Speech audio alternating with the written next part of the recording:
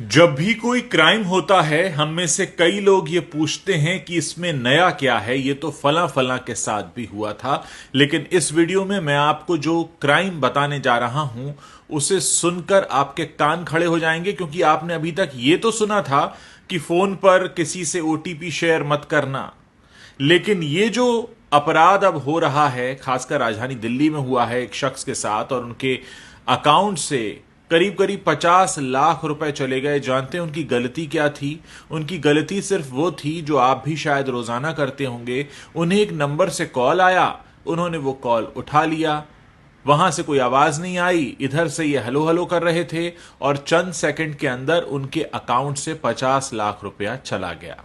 यह बिल्कुल नई तरह का अपराध है। अभी तक पुलिस इसके बारे में पता नहीं कर पाई है कि कौन सी टेक्नोलॉजी इस्तेमाल की गई है, लेकिन ऐसा लगता है कि जिस शख्स ने इन्हें फोन किया उसके पास इनके फोन का रिमोट एक्सेस आ गया था, और जब तक ये हलो हलो कर रहे थे, इधर से कोई आवाज जा नहीं रही थी, उतनी ही देर में, क्योंकि उस शख्स के पास इनके फोन का रिमोट एक्सेस था, उसका काम हो गया। इसके बारे में पता किया जा रहा है। कुछ लोगों ने मुझ तक ये शिकायतें पहुंचाई हैं और ये रिक्वेस्ट की थी कि हम अपने प्लेटफॉर्म पर इसके बारे में बात करें। दोस्तों, अब ये पुरानी बात हो चुकी है कि अपना ओटीपी शेयर मत करना। आपको ठगने वाले अब एक कदम आगे निकल चुके हैं। ऐसे में आपको भी तैयारी पक्की करनी होगी। पहली बात तो यह है कि अगर अनजाने नंबर से फोन आ रहा है, कोशिश कीजिए मत उठाइए।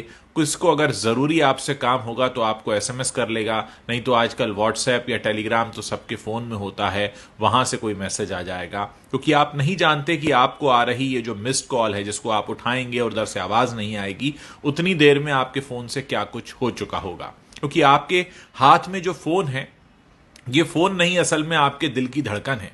क्योंकि आपका बैंक अकाउंट से लेकर आप किससे मिलते हैं, कहां जाते हैं, कहां खाते हैं, क्या खरीदते हैं, क्या पहनते ओढ़ते हैं, किससे क्या बातें चल रही हैं, सब कुछ इस फोन को पता है। और सोचिए किसी ने अगर इसका रिमोट एक्सेस ले लिया तो वो आपके साथ क्या क्या कर सकता है। और बहुत सारे लोग तो आजकल पेटीएम और गूगल पे वगैरह जो ई वॉलेट्स हैं उनको भी यूज करते हैं। आप सोचिए कि उन तक भी एक्सेस हो सकता है उस व्यक्ति का। ये बिल्कुल नई तरह का अपराध है, इसके बारे में बात होनी चाहिए। ये जो फोन जिसे हम अपने हाथ में लिए घूमते हैं, जिससे ऐसा लगता था कुछ समय पहले तक कि हम फोन रखते हैं, अब ऐसा लगने लगा है कि फोन ने हमें रखा हुआ है, क्योंकि इसके बिना हम रह नहीं सकते। ये जहां चार्जिंग पे लगता है हम भी उसके आसपास मंडरा रहे होते हैं, क्योंकि इसके पास हमारी वो जानकारी है जो शायद कई बार हमारे लाइफ पार्टनर और हमारे माता पिता को भी नहीं होती। उतना कुछ जानता है ये फोन। और सोचिए इसकी एक्सेस अगर किसी और को लग गई तो क्या होगा। इस समय, पिछले कुछ समय के दौरान बहुत तेजी से साइबर अटैक्स के मामले बढ़े हैं।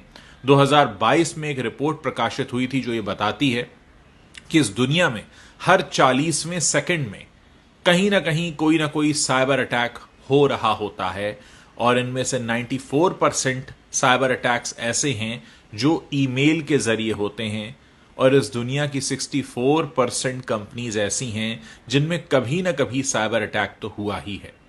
पिछले दिनों राजधानी दिल्ली के एम्स हॉस्पिटल के सर्वर पर भी अटैक हुआ था, जहां से बहुत सारे वीवीआईपीस का डेटा चोरी हो गया था, जिसकी तादाद करीब 4 करोड़ के आसपास बताई जाती है। यानी इस तरह के अटैक्स जो हो रहे हैं वो कहीं ना कहीं हमें अंदर से खोखला कर रहे हैं। हमें उनके लिए तैयार भी होना होगा।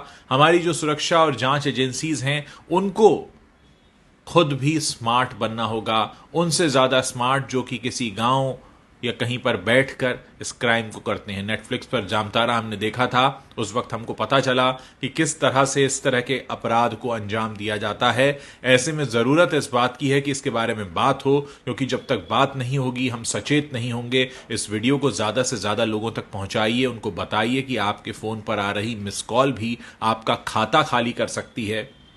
इसलिए बहुत जरूरी है कि आप सचेत रहें, और अगर आपके साथ कुछ भी ऐसा होता है तुरंत पुलिस को सूचित करें, क्योंकि आपकी जो गाढ़ी कमाई इस समय बैंक में है, जिसका एक्सेस आपके फोन से होता है, कहीं ऐसा ना हो कि आपको कोई मिस कॉल देकर आपकी वो सारी कमाई चुरा ले। ऐसा हुआ है, राजधानी दिल्ली में हुआ है। सिर्फ 2 दिन पुरानी घटना है। यानी जब एक शख्स को 50 लाख रुपए चुराने में कामयाबी मिल गई हो, और उसका पता लगाना तो दूर लोग उसकी अभी टेक्नोलॉजी ही ना पता कर पा रहे हों, इसका मतलब यह है कि हम सब खतरे के निशाने पर हैं। यानी हमारे आपके फ़ोन पर भी वो नंबर घनघना सकता है, और अगर वो घनघनाया और हमने उठाया और उतनी देर हमने हलो हलो बोला और उतनी देर में हो गया हमारा अकाउंट खाली, तो फिर सोचिए आप कहाँ जाएंगे।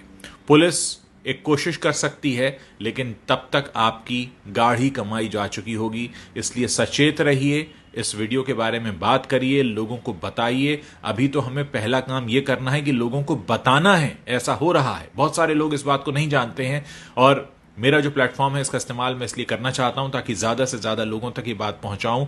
इस वीडियो को शेयर कीजिए, लोगों को बताइए कि ऐसा भी हो रहा है। अब वो ओटीपी शेयर मत करना वाली बातें हो चुकी हैं पुरानी, अब सब समझदार हो चुके हैं। इसलिए इस तरह का गुनाह और अपराध करने वालों ने नया तरीका निकाल लिया है। इस नए तरीके से फिलहाल बचने का उपाय जो मुझे समझ में आता है वो यही है। हाँ, हो सकता है आप में से बहुत सारे लोगों के लिए थोड़ा मुश्किल होगा कि जिसका भी फोन आ रहा है, अगर आपको उसका नाम नहीं पता है, आपके मोबाइल में वो नंबर सेव नहीं है, तो सामने वाले शख्स को एसएमएस करने दीजिए, सामने वाले शख्स को व्हाट्सएप करने दीजिए। जब आप पक्की तरह से निश्चिंत हो जाएं कि जो सामने वाला शख्स आपको फोन कर रहा है वो जेन्युइन है, आपके किसी जानने वाले का जानने वाला है, या आप उसका नाम पता जानते हैं, तभी वो फोन कॉल उठाइए। क्योंकि अगर आपके साथ ऐसा होता है तो निश्चित तौर पर ये एक ऐसी बात होगी कि पता तो था और फिर भी गलती हो गई। दिल्ली में जिनके साथ हुआ उन्हें तो पता ही नहीं था, उनके साथ ये पहला अभी तक का अपराध हुआ है जिन्होंने पुलिस को सूचित भी किया है, और पुलिस ने एक स्पेशल टीम बनाई है जो उसकी जांच कर रही है। लेकिन अगर किसी एक शख्स के साथ अपराध हो जाए तो हमारी जिम्मेदारी ये बन जाती है कि हम बाकियों को सूचित कर दें ताकि बाकी इस मुसीबत से बच सकें। समाचार जो प्लेटफॉर्म्स होते हैं, या मेरा भी सोशल मीडिया प्लेटफॉर्म है, उनका काम सबसे पहला यही होता है कि लोगों को चेतावनी देना, बताना कुछ नया हो रहा है, आप उससे कैसे बच सकते हैं। जब जानकारी ही नहीं होगी तो बचाव कैसे होगा। पहला स्टेप हम ले चुके हैं, जानकारी ले चुके हैं, अब जानकारी को फैलाना है, लोगों को बताना है ताकि ज्यादा से ज्यादा लोगों को हम सुरक्षित कर पाएं।